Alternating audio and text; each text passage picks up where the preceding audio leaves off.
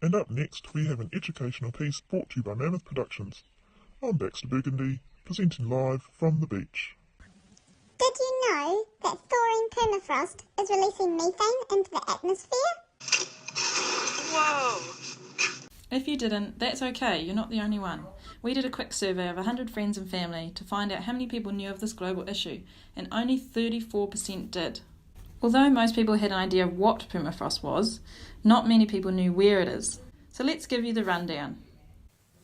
Permafrost is ground and rock that has been frozen for 2 or more years. It currently covers about 25% of the Earth's continents, including all around the Arctic areas such as Alaska, Canada, Greenland and Russia.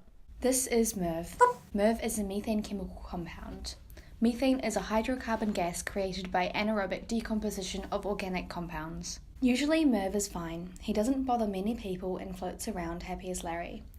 He may come from wetlands, he may explode out of volcanoes, he may be squeezed out of the Earth's crust, and he may float out of the rear behind of some animals such as cows and termites. But as human population expanded, there were many more sources for MERV to emerge. Rice agriculture, landfills, biomass burning, and energy production such as natural gas and coal, and many more cows. But what does MERV do in the atmosphere? MERV is a greenhouse gas. Greenhouse gases include the likes of MERV the methane, CO2, water vapour, and various other compounds.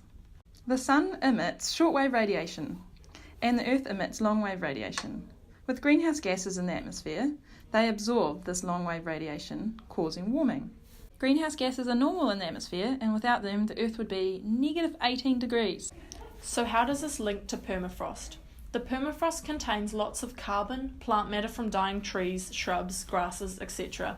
When it is frozen, it cannot decay and not much happens. However, with the increase in the greenhouse effect, the Arctic region is warming. As the permafrost thaws, it defrosts lots of those special bacteria we talked about earlier and starts gobbling up the surrounding organic matter. They produce MERV the methane and CO2 as a byproduct. MERV is light, so rises and is released into the atmosphere. Once MERV is in the atmosphere, he absorbs the heat energy from the Earth, which increases the temperature, which thaws more permafrost, which exposes frozen organic matter to decay, releasing more greenhouse gas, which causes more warming.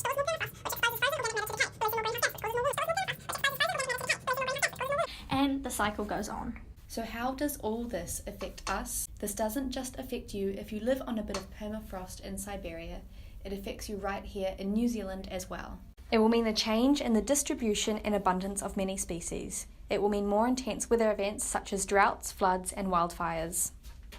So what can we do here in New Zealand in our daily lives to reduce our greenhouse gas emissions? Eat more locally sourced food to reduce carbon emissions from travel. Buy reusable products such as water bottles to avoid excess packaging. Use non-toxic cleaning products. Replace your light bulbs with energy efficient bulbs. Other things we could do is conserve hot water, insulate homes and walk and cycle more. This isn't a commonly advertised issue, so it's currently pretty hard for the general public to bump into this information. We want to make the issue more mainstream and get into the popular media. We will achieve this by educating as many young people as possible in schools and universities and getting them aware of this issue. And worldwide there are initiatives such as the Pleistocene Park, where they want to bring back the mammoth to restore Siberia to its former environment. Thank you for watching our video. Please spread the word.